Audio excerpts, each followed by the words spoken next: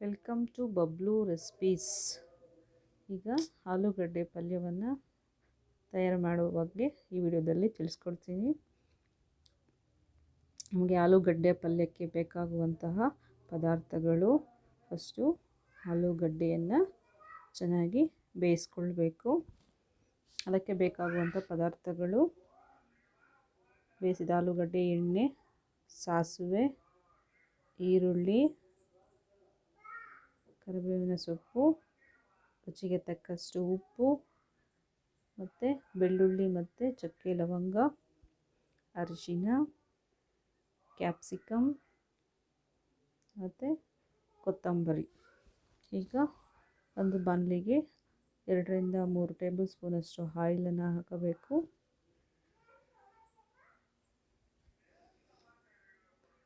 ಕಾದ ನಂತರ ಅದಕ್ಕೆ ಸಾಸಿವೆಯನ್ನು ಹಾಕಿ,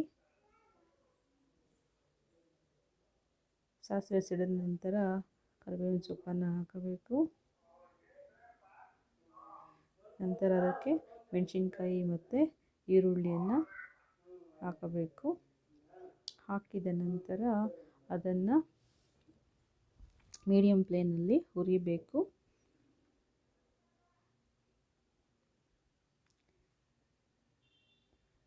ಹುರಿದ ಮೇಲೆ ಅದಕ್ಕೆ ಜಜ್ಜಿದ ಬೆಳ್ಳುಳ್ಳಿಯನ್ನು ಹಾಕಬೇಕು ಮತ್ತು ಕ್ಯಾಪ್ಸಿಕಮ್, 1 ಕಪ್ನಷ್ಟು ಕ್ಯಾಪ್ಸಿಕಮನ್ನು ಹಾಕಿ ಚೆನ್ನಾಗಿ ಮಿಕ್ಸ್ ಮಾಡಬೇಕು.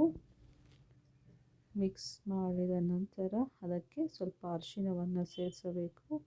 ಅರಿಶಿನ ಹಾಕೋದ್ರಿಂದ ಪಲ್ಯಕ್ಕೆ ಕಲರ್ ಬರುತ್ತೆ.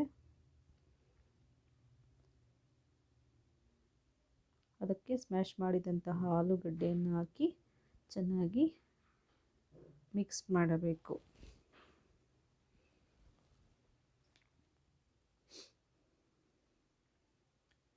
ಚೆನ್ನಾಗಿ ಮಿಕ್ಸ್ ಮಾಡಬೇಕು.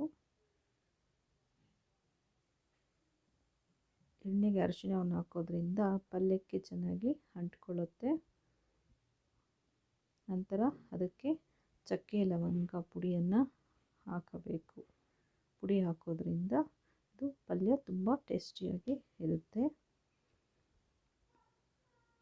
ಅದರ ರುಚಿಗೆ ತಕ್ಕಷ್ಟು ಉಪ್ಪನ್ನು ಕೂಡ ಹಾಕಬೇಕು. ನಂತರ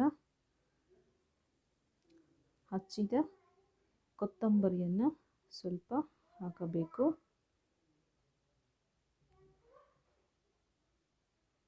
ಕೊತ್ತಂಬರಿಯನ್ನು ಹಾಕಿ ಅದನ್ನು ಚೆನ್ನಾಗಿ ಮಿಕ್ಸ್ ಮಾಡಬೇಕು.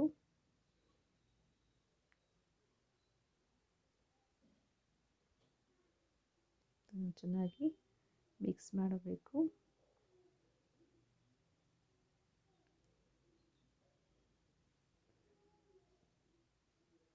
ಮೀಡಿಯಂ ಫ್ಲೇಮಲ್ಲಿ ಇಟ್ಟು ಚೆನ್ನಾಗಿ ಮಿಕ್ಸ್ ಮಾಡಬೇಕು. ಈಗ ಪಲ್ಯ ರೆಡಿಯಾಗಿದೆ. ಅದನ್ನು ಒಂದು ಬೌಲ್ಗೆ ಸರ್ವ್ ಮಾಡಬೇಕು. ಈ ವಿಡಿಯೋ ಇಷ್ಟವಾದಲ್ಲಿ ಸಬ್ಸ್ಕ್ರೈಬ್ ಮಾಡಿ, ಲೈಕ್ ಮಾಡಿ, ಶೇರ್ ಮಾಡಿ, ಕಮೆಂಟ್ ಮಾಡಿ. Thank you for watching.